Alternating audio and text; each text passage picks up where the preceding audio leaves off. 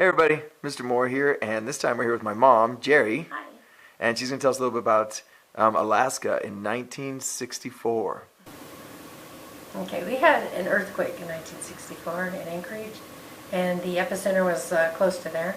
Um, we experienced a lot of damage. The downtown part of Alaska 4th Avenue fell about 10 feet. Um, the sidewalk fell down and the buildings were halfway down. It's hard to explain. You have to see the pictures. But a lot of it fell, crevices opened up. A lot that happened, but I can't put it in words. It's just a feeling. And swallowed cars, and people were missing. We lost about 126 people. They weren't all found. Some died, but some were not found ever.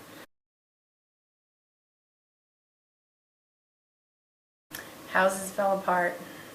A lot of things happened.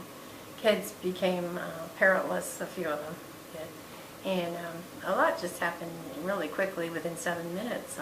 When it was through shaking, we had a lot to look at. It affected not only Anchorage, but Seward and other cities around there. It affected other states. It affected Hawaii, which was a territory back then, and Canada, Vancouver, Canada, and Washington State and California.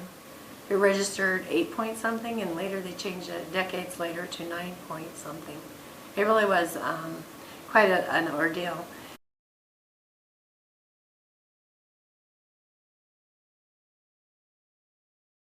So now that you told us a little bit about the earthquake, can you tell us a little bit about your personal experience during the earthquake? It was Good Friday. Friday night, we were sitting down to dinner, and all of a sudden we heard a big noise. A lot of noise, rumbling and cracking, and the house started to shake. And so we jumped up and grabbed things. Well, we didn't know what to do. We just kind of stood around. And then we realized it was an earthquake. And we hadn't had one before that we noticed. I was 14 and hadn't been through one. And so we just grabbed what we could. My big sister grabbed my little sister and held her on her lap. And I grabbed my mom's teacups. They were on a shelf, and I put one arm here and one arm there to protect those. And my brother grabbed the aquarium, which was way too heavy, but he tried to study it. And my dad ran around doing I don't know what. But we finally decided after probably a full minute of the ground shaking really and a lot of noise, we better go outside. So we all went outside and stood by the car. And the car was next to the fence, and so it looked like the fence was going to crush us against the car, so we got out of there and just stood in the middle of the street. And we had dirt roads back there. We lived outside the town, so nothing was paved. And we had dirt roads, so we were just kind of watching everything happen around us. And the trees down the street, little swamp trees, their tops were touching like this. They were kind of waving at each other because the ground was doing this. It was all crazy. And the houses were shaking around and everything was crazy. The fence was buckling, the car was rumbling around, and it wasn't running, it was just jumping around, and so were we. It was all weird, and it lasted 7 whole minutes. Some of the reports say 5, but it was really 7 minutes. And my mom was out of town. We didn't see her for a whole week. She was with my grandparents, and she was in Seward, which is a city close by, but they had a lot bigger problems than we did. And they had train cars being tossed off of their tracks because of the shaking and the water. There was tsunami, so the water was washing everything away. They had huge oil tanks explode. They had a flood there, of course, and people were going up the mountain. My mom and my grandparents were in a car, and they were going up a mountain to get to high ground because they could tell, they were by the water, they could tell something was going on. So they went as high as they could, and the car behind them was washed back into the ocean. They barely made it. The way we got a hold of people was we'd call the radio station and say, we're okay, we're in Seward, Alaska, and we're fine. Just tell my family in Anchorage that we're good.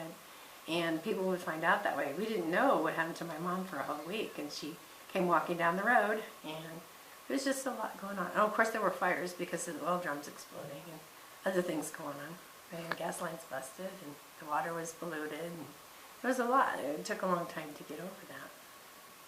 We all had different reactions to it.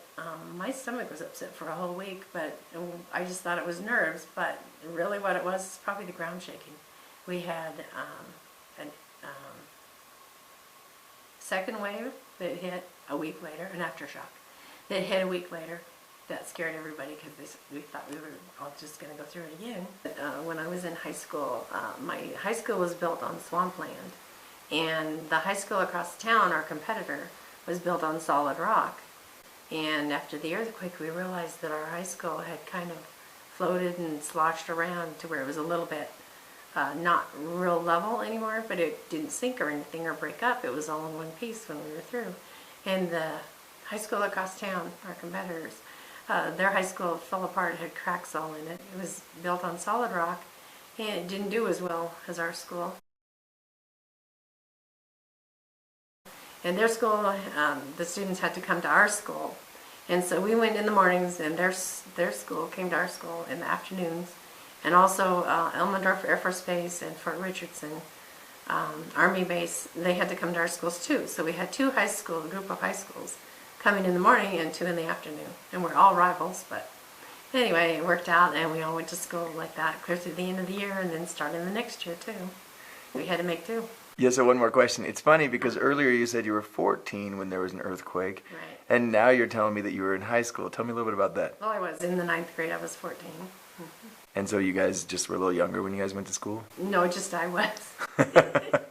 We didn't have the same rules back then. Yeah. I went to 1 week of first grade, and then I went to second grade. I didn't have preschool or kindergarten. Oh, wow. Or first grade, hardly. Yeah. What would you recommend to kids who live in Pueblo West if they are caught in an earthquake? I would recommend that they go out into the prairie and just get away from all the buildings and the trees and just get where nothing will fall on them. That's what I recommend. Uh-oh, Mom. Brian, don't do that. Uh-oh, okay, sorry. Thank you. Sure. Love you.